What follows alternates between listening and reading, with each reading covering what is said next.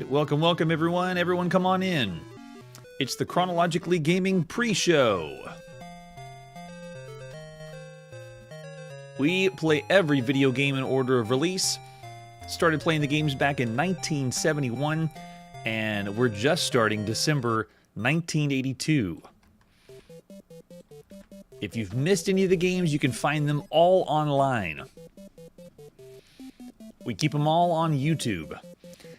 And if you want to find the particular game you want, there's a link down below that says all the games we've ever played. It goes to a Google Sheet, and that Google Sheet is a list of every game in chronological order, even better than we've done on our live show, because every now and then we miss a few games. Howdy, Brad. Welcome in.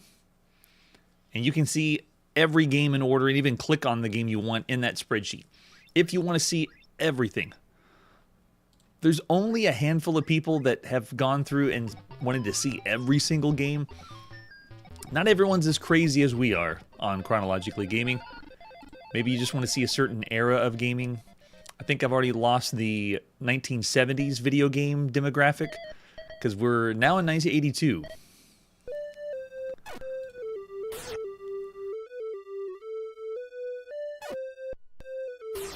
Oh, we haven't seen that computer in a while. The Commodore Max machine. There's only a few games for it. We are going to see all of them because there's not a huge collection, but it is an obscure one. Oh yeah, December. I can't say all of them are going to be good because I've looked ahead. I don't know if I need to include that somewhere in Discord. So if you're a certain member for the show or subscriber, you'd be able to see or look ahead. But part of the fun of the show is you don't know exactly when the game releases. Maybe when we get closer to the 90s, the game releases will have a more definitive date, and then you would know ahead of time. Like, he's in...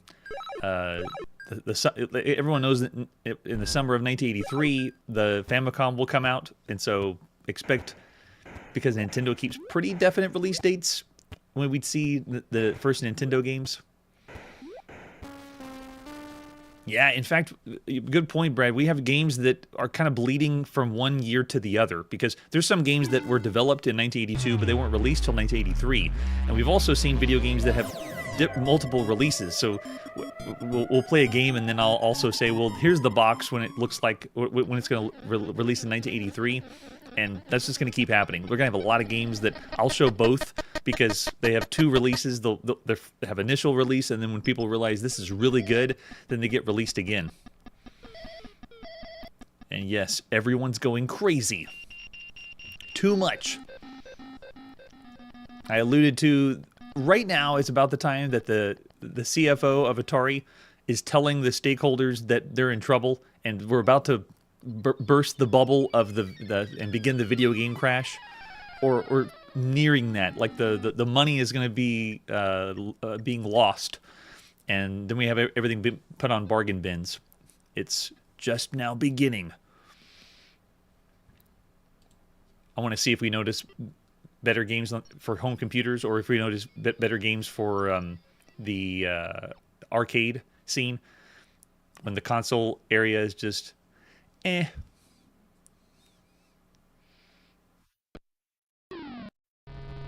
Oh yeah, it never died, and that's one of the reasons I wanted to keep all these computers on the show, so we can see video gaming continue. I'm really excited to see MS-DOS take off. Or it was, PC DOS, PC Booter, and then we're going to see all that. Good evening, Salvatore. Welcome.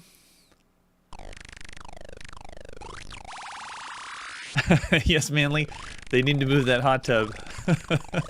Or, I think is 82 really when they left? I think the hot tub was still there through the 70s, and they took it out in the 80s whenever Nolan Bushnell left. I'd love to know if they still had the hot tub, even though Nolan Bushnell wasn't there.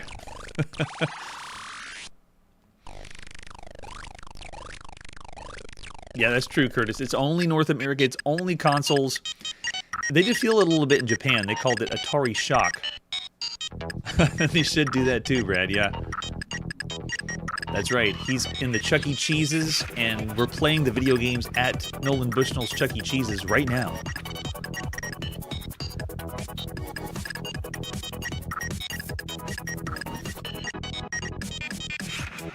All right, it's showtime.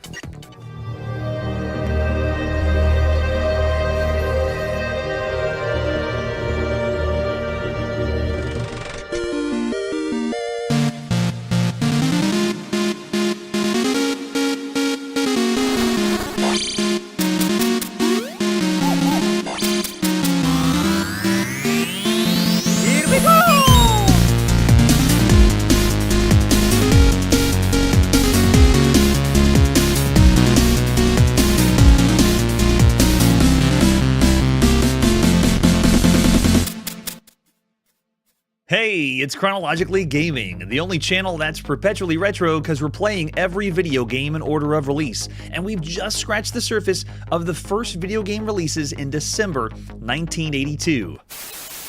Let's take a look at number one. Is this Ms. Pac-Man or Pac-Man? Pac-Man. Yes. Number two. Is this TaxScan or Defender? This is TaxScan. You got it. Number three. Is this Space Duel or Starflight? Ooh, I know, and that was the third part in Asteroids, the sequel to Asteroids, Space Duel. All right, the last game we were checking out was the brand new game Bermuda Triangle for the Atari VCS. Let's see what our next game is. We're going to play some games on home computers because we play every video game here. This is Birds on the TRS-80 color computer. Let's check out Birds. Believe it or not, this is the very first video game where the title is only Birds. I don't know how that works out. This is the 175th game we've seen for the TRS-80 color computer, so the Coco has a lot of games. And it's by Tom Mix Software. All I have is an advertisement for it. Where is Birds? Birds. I don't... Oh, I'm sorry. It's called Bird Attack here. Fast-paced machine language arcade game. Shoot the birdmen before they descend upon you. Watch out for their bombs. This is the 12th game we've seen by Tom Mix Software so far. They've done games like Caterpillar Attack that we saw, Protectors, and they are the kings of Donkey Kong clones with Donkey King. Let's pop in Birds and play. This is by Andrew Hubble. Tom Mix Software in the beginning of December 1982. Way to go, Andrew. So this one should be machine language. Birds. I want fast birds on the Coco. This is the second time we've seen Andrew Hubble on Chronologically Gaming. He also did Maze Race. There we go.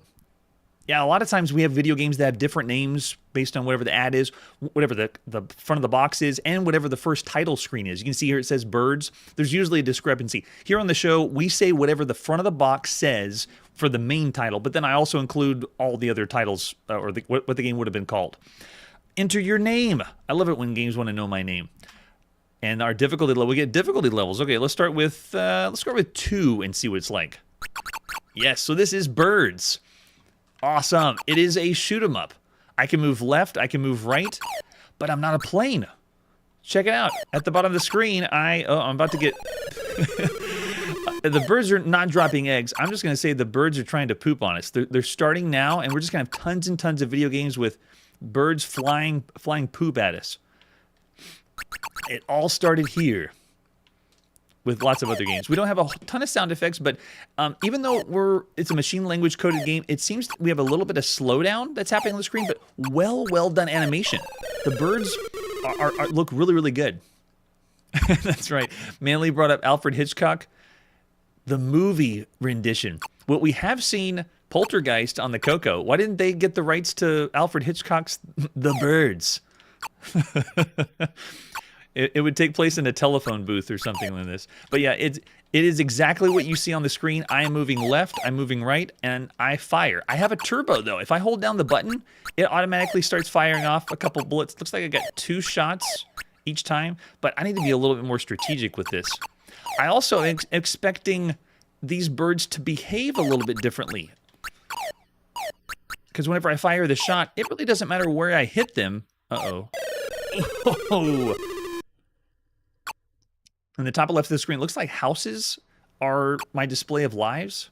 I think that's houses. I'm not sure.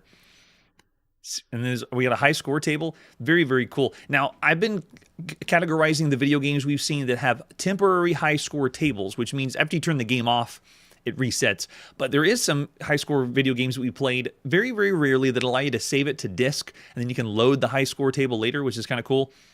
This one does not. Same game again? Yes. And you can increase the difficulty. Basically, it's just going to increase the speed of the game. You can see we have birds relentlessly coming down on top of us. When you clear the screen, it just goes to another one after that. Yeah, and I was really expecting this to be like Phoenix. I mean, come on, it's birds, but no, it does not play like Phoenix whatsoever. And Manley's bringing up even more Hitchcock references. I love it. We are going to see Alfred Hitchcock video games, but much, much later. Not yet. So the response for the game is very, very simple. While the animation is really good for the birds, and you're not playing as a plane, you're actually a person at the bottom of the screen. The movement left and right it chugs a little bit, but it's really not that bad when you think of all the games you could play. We played a lot of games that are like this, though. Move left, move right is fire. We call them fixed shooters, or shooters with limited shooting ability on the screen. This is the 402nd fixed shooter we've seen so far on Chronologically Gaming. That's a lot of moving left, right, and firing. This is the 233rd fixed shooter we've seen across all home computers so far. And this is the 18th fixed shooter on the Coco. This computer already has 18 games that function very similarly to this. Of course, some of the best you play, you got me, on the Coco at this point would be Colorpede, Galax Attack, Invader's Revenge, which is really cool. It does a little twist on the shooter genre, and Astroblast. So this is very, very simple affair, but it's an okay arcade game. It does involve birds. We've seen plenty of games with birds up to this point. The analog joystick works fairly well. We're not having to control this with keyboard like some other fixed shooters on other home computers. But I was expecting a bonus level, something extra. There's nothing. I'm actually waiting for Curtis in the comment to say, wait, no, if you get to level 10, then there's an extra bonus round. But no, there's not. You can see we're going to clear the board. It is simply a Galaxian variant or Galaxian clone. The Turbo Fire is kind of cool that you can hold it down, but it's really not that big a deal.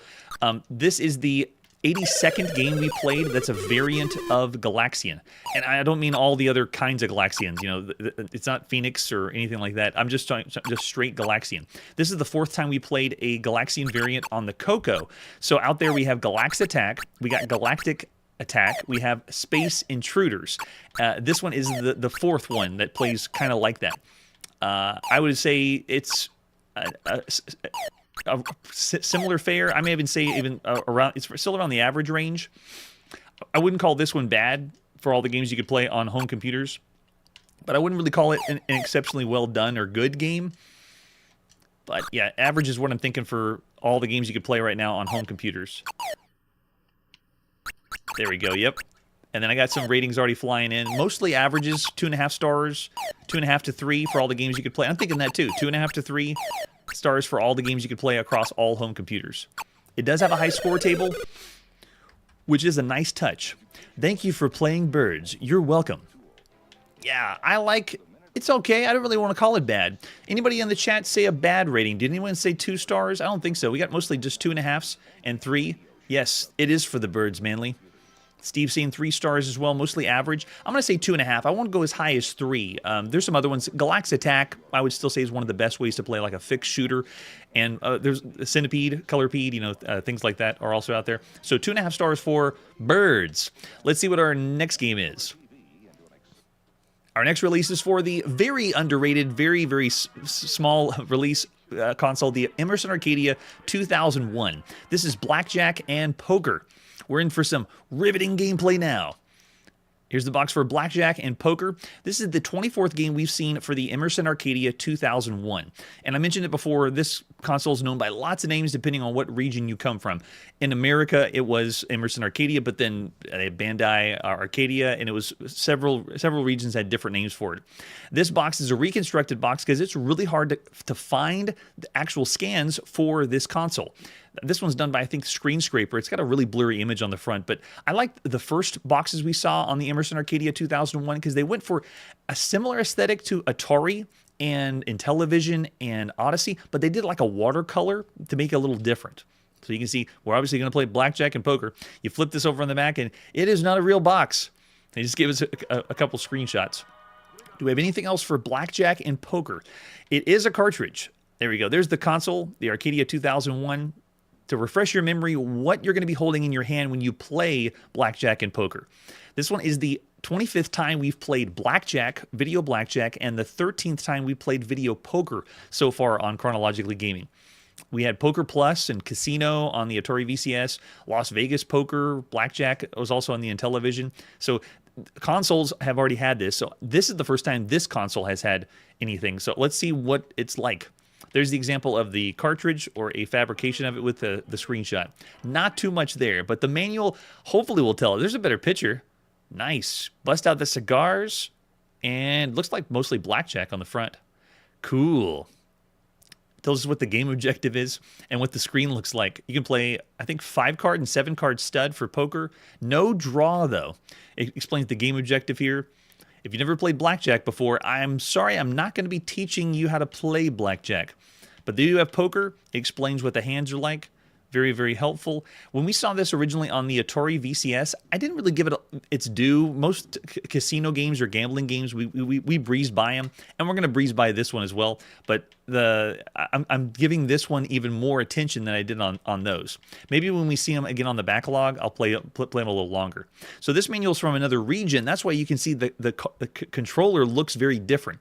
But it's explaining what to do. I don't believe there's an overlay. No, there's not. You just use the numbers. So there's no overlay to slide over the top. You just have to memorize, know the numbers to play. Yikes. A really, really tricky one. And I think it says the same thing. The joysticks are not used for this cartridge. Yet another video game on the Arcadia 2001. The console has joysticks, but no, you don't use them. Just throw those joysticks away, kids. You don't need them at all. And yes, Jeremiah, there is no such thing as Texas Hold'em. At least we're not going to see Texas Hold'em in video games for a long time. Very, very simple concept and idea. All right, so yeah, this is just breaking down all the things and ways you can play for 5-card draw or 5-card stud, 7-card stud, and then blackjack. And then these manuals, for some reason, have an operation flow diagram at the end. I'm not sure. All right, let's pop in that cartridge and play Blackjack and Poker by Emerson Radio Corporation in the beginning of December 1982. Where were you in December 1982? Well, I was playing Blackjack and Poker on the Emerson Arcadia. Okay, so you can see I can switch between player 1 and player 2, which is kind of cool. If you do 2 players, you'll take turns playing blackjack, but you're not able to take turns playing poker. I don't think it works. But you can also do a switch between blackjack, 5-card, or 7-card stud. Let's check out blackjack and see what it's like. The game starts and you can decide your wallet. So if I want to do like 5,000, it lets me, right? Yeah, and if I want to 5,000, what kind of bet can I do? 20? It starts the bet. Oh, we got a 20? That's nice. So if you want to stand, we stand at 20. Stand. Oh, I lost already because the dealer had blackjack. Well, dealer always wins. Let's bet 50. Going again. Got 14 or 4. Sure, I'll hit that. 10. Sweet. Stay. Yeah, and we already won it. Really simple idea. You get the idea of how it works. The presentation for this one's very simple. So for video game blackjack we've played at this point, I still say Ken Uston's Blackjack and Poker, the one we played on home computers, is the best of the best. It is not only a very well presented game for blackjack and poker, it's teaching you how to play almost as if you could play it nowadays. It's that good. So this one isn't really doing that many favors. But if you want to see the other version, I didn't do a reset. We just yanked the cartridge out and then popped the cartridge back in to play. I'm already seeing a rating from James throwing out, 2.1 because it's blackjack, right?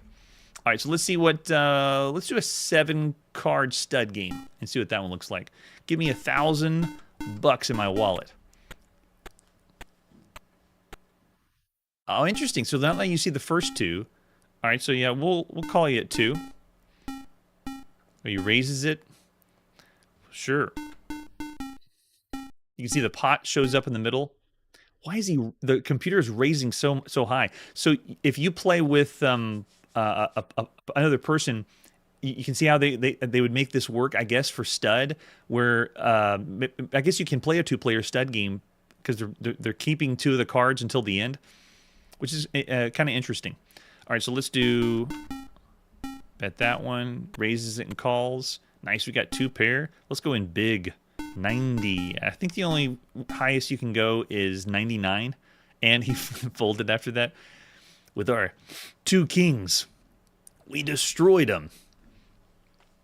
So there you go. That's just a quick example of what it's like to play blackjack and poker, I kind of could figure that out.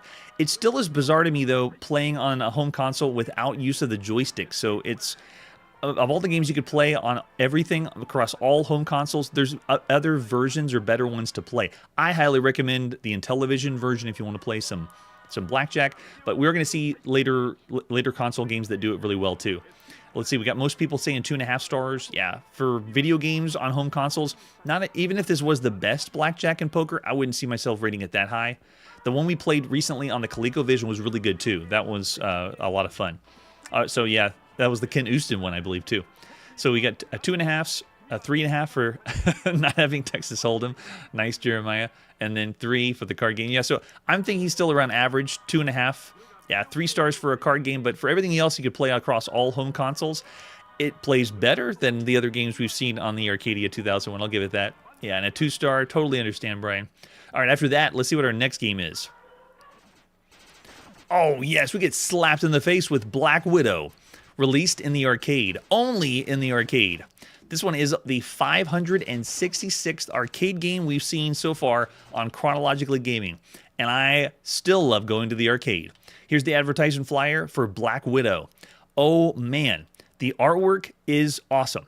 In fact, something makes me think we should have seen this earlier. Black Widow seems like a classic Golden Age arcade game, and why haven't we seen this already? It feels like it should have been 81 that we saw Black Widow, but no. Here it is, December 1982. First time you could play Black Widow. In fact, some people say 83 was when Black Widow was released. All right, so this one just screams classic Atari marketing, and I love it so much. There's the example of the arcade cabinet, and it's flashy. It's so fun. It is playing into the vector color graphics that it has. It's so good. Oh, yes, you have this one on the... Awesome, Steve. I love it. Yeah, vector graphic time. I am so excited. So this one is by Atari. It is the 164th video game we've seen published by Atari up to this point. And it's the 69th video game we've seen that Atari has published in the arcade alone. Check out that cabinet. Atari is still going. If you're more technical, maybe the arcade PCB would excite you. But there's the control panel. It has dual joysticks. 2 joysticks. Oh, it's not 2-player. Oh, no, it is 2-player, but you're going to take turns. You're going to use both those joysticks at the same time. Oh, that is awesome. I am so excited. I love twin-stick shooters. Yes, dual 8-way joysticks. There's the arcade marquee showing off that fantastic artwork. It is so good. Twin-stick shooters are not new to the show. This is the 17th twin-stick shooter we've seen so far with games like Draco, Lost Tomb, and Survivor. Yeah, this is accurately described as a cross between Robotron 2084 due to the left joystick used for movement and the right for firing, and any other color vector game. It doesn't have as many objects on the screen as Robotron 2084, but it gets very intense. I love this. I am so excited. So let's take a look at the manual. We don't have that much information, but I wanted to see what they said Black Widow was for them. So in the operator's manual. And you can see here, this is the manual for the 1983 release. Just a heads up. So people could argue, yes, it is 1983, but I had sources also say December 1982. Oh, yes. This is so cool. So I'm going to just breeze by table of contents illustrations. Make sure you have all your parts whenever you buy anything from Atari. And then for assembly. So Black Widow challenges you, the spider, to defend your web from mosquitoes, beetles, hornets, and other insects. Use 2 joysticks to avoid or shoot enemies and bugs. Watch out for the grenade, rocket bug, thunder bug, spoiler, and collect the grub stakes for extra points. Skill Step, the Atari feature that allows players to start consecutive games at higher levels, offers players continual challenge. And that's essentially what they did with Tempest. All of the major parts are illustrated there, and it explains it here. Inspecting the game, voltage, blah, blah, blah. All that other stuff. Let's go to the arcade, and let's play Black Widow by Bruce Merritt and published by Atari in the beginning of December 1982. I'll let everyone just bask in the artwork again, because when you first come up to the system, everything around the monitor is also what draws you in. It is so cool. So this game involves the dual joystick control effect. The left joystick moves Black Widow around the web. The right joystick's used for the directional firing. The premise is the player has to move the spider around the web while shooting and avoiding various bugs and collecting bonuses after they're shot. The key to playing the game is based upon the various enemy bugs' powers and characteristics, plus the value of the bonuses that are collected. They have things in here like mosquitoes, beetles, hornets, eggs, and if a hornet grows from the egg, or a spoiler, it has to be pushed off the web, and you get bonus points for doing that. There's also grub stakes that are out there, spoilers which are invulnerable, grenades, and they explode if they're shot. And you can see in the attract mode, they're showing a little bit of it. Tag the grub stakes and pick all those up. There's also a rocket bug that's invulnerable that's out there, a thunder bug, and the bug slayer, which I don't know if they're showing in the attract mode. There's the eggs. Push them off the side. I like how the attract modes are doing that. And the Bug Slayer is kind of like what we saw with the Bubbles, a game by Williams.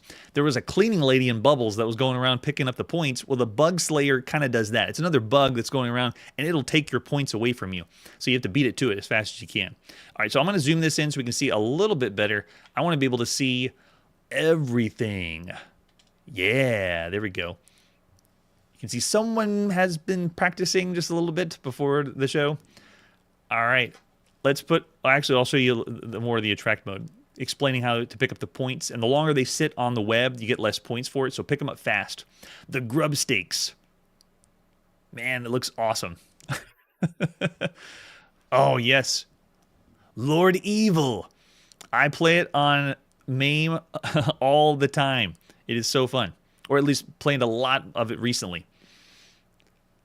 And then you got the grenade bugs. Yeah, shoot those from far away. Ready, bam. And then they can make a chain reaction. That's so cool. All right, let's put a coin in. And go. And here it is, just like Tempest. We can select the difficulty level. You can see I can pick up to level 21 if I want to. And then you can shoot the other grub stake bugs and collect the bonuses. So move with the left stick and then push start to go. And we're in. Oh, yeah. So full freedom of movement with one joystick and the other one. And gosh, it's just, it reminds me of how much I just love twin stick shooters. It plays so well, easy to control. You have, you're just very fast. You can see the other enemy out there. That's the Bug Slayer. He's the other big one that's invulnerable. we scared him off to move on to the next round. But he's going to be picking up points if we take too long. If you're really fast, you can get the bonuses as soon as they drop, which is another interesting feature that you're not just automatically getting bonus. You have to go pick it up yourself. No, push him off. Oh, I should have gone the other way. Quick! Oh, barely. I don't think I got enough bonus points for that. Oh, man, but the control is so tight, and it's so colorful. This thing makes people want to go to the arcade. Oh, I thought I had shot that time. So cool.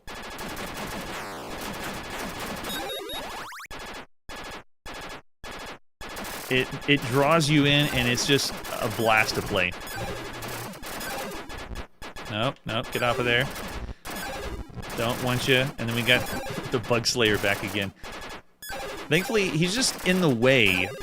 Again, very similar to the concept of the character in Bubbles. We also have now parts of the web we can't walk through.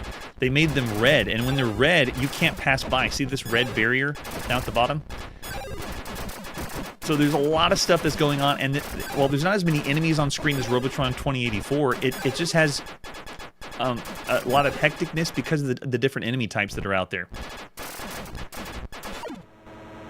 Obviously, the big thing drawing us in is the vector graphics, which I've said it before, you cannot emulate vector graphics exactly well. There's lots of bloom effects I've seen with video cards that you can do to try to make it as close as possible, but the best way to play any vector-based arcade game is you got to play it in the arcade. This one is the 30-second vector graphics video game we've seen so far on Chronologically Gaming. This is the very first vector-based video game we've seen in the arcade after the Vectrex, the home console, has been released. And it's just beautiful. It's glorious.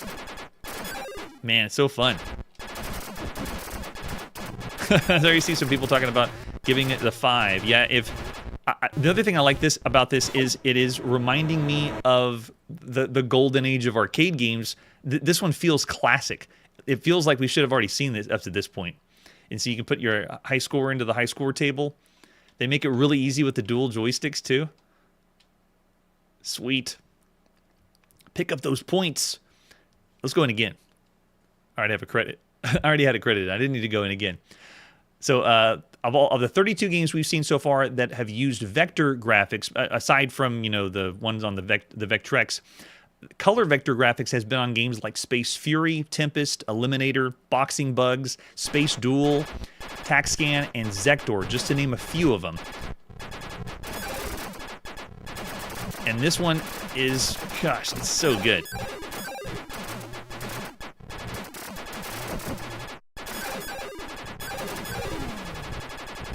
It's also something I wouldn't want to go to arcade right now and not have Black Widow. It would just be like they've left something out.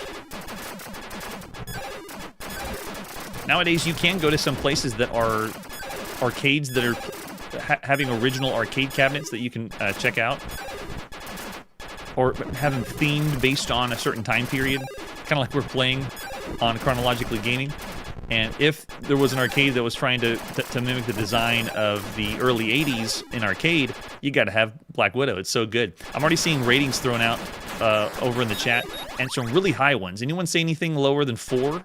Oh, yeah, that's true. The difficulty may be what brings it down, but it's kind of like Robotron 2084. It's very, very hectic, very fast, but you'll begin to learn how to play, because whenever you play long enough, you start to get used to the dual joystick control, being able to move and shoot at the same time. Oh, did he hatched right there? I don't believe it. Just remember, get your spider out of the way. Get that Black Widow out of there. Did you get stuck on the side? Okay, you did. Good. And then you gotta also maneuver your way around. It starts to slowly build up it feels like almost a maze, just a little bit, not too much like all the others what we've seen. So I already mentioned the twin stick shooter. This is the 34th video game we've seen that is utilizing dual joysticks. Not every dual joystick game is a shooter, and so this is the 11th video game in arcades that has utilized 2 joysticks to play.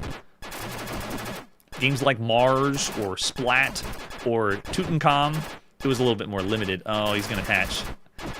No! I'll just run away from him. Sweet. Or Rescue was another really good one.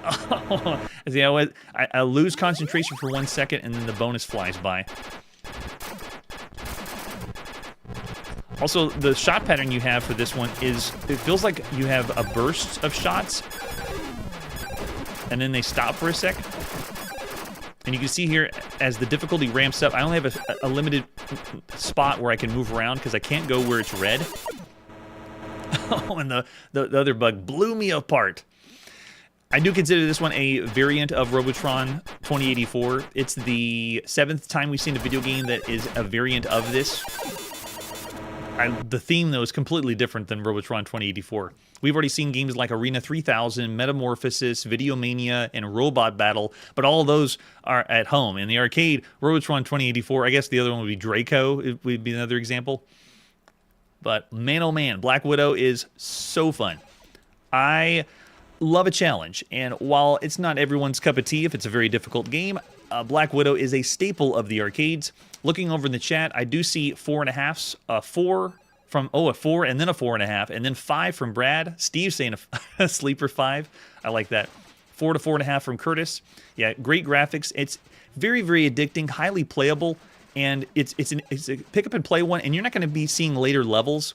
You notice you could pick the level you wanted. You could go to level 21 if you wanted to start that way. But yeah, I'm thinking 4.5 to 5 stars of all the games you could play in the arcade right now. This is top tier. One of the best arcade games you could play up to this point. Now, I originally gave Qbert, when we saw it, 5 stars because of how iconic it was. It's a little bit more popular, and it's another staple of the arcades. I consider the same for Black Widow. Oh, I really want to go 5 stars for this one of all the ones. I actually didn't play this one until much later. I got a chance to play it in the arcade. and late 80s, which I'm sure there may have been some arcades trying to relive the golden age, but I see Marshall throwing out 5 as well. I'm going to go 5 for Black Widow. It's too good to look at. It's one of those arcade games that has excellent sound effects too, that really makes a cacophony of the arcade, and I love it. It's so good. 5 stars for Black Widow. It is that good.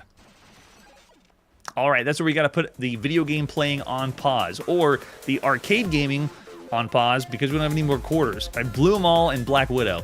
We're having so much fun checking out every single video game in order of release here on Chronologically Gaming. And as usual, if you want to see every video game, and we kind of go back and forth between these live shows and the backlog, you can go to a link we have down below, which is our Google Sheet that has every single video game in order of release, and you can find the game you want and just go right to it from there. So next time on Chronologically Gaming, Bosconian in black and white, Bonzo on the VIC-20, Guadalcanal Campaign gets an upgrade, and a brand new game for the Vectrex. That's it for today, and like I always say, bats, birds, bugs, spiders, put them all in my video game. Hey everybody, thanks for checking out the channel and joining me on my quest to play every single video game in order of release. We'll be streaming live every weekday at 9 p.m. Central, so join us and let us know if we missed any games along the way. This video would not be possible without Launchbox, RetroArch, and MAME. Tell all your friends there's some crazy guy named Chronologically Gaming trying to play every single video game. We have links down below that'll send you to places like our Discord and Patreon, and one that says all the video games we've ever played. If you go there, it's a list of everything, and you can click right to the game you want to see. Chronologically Gaming is the name to look for. We are perpetually retro, and we will catch you next time.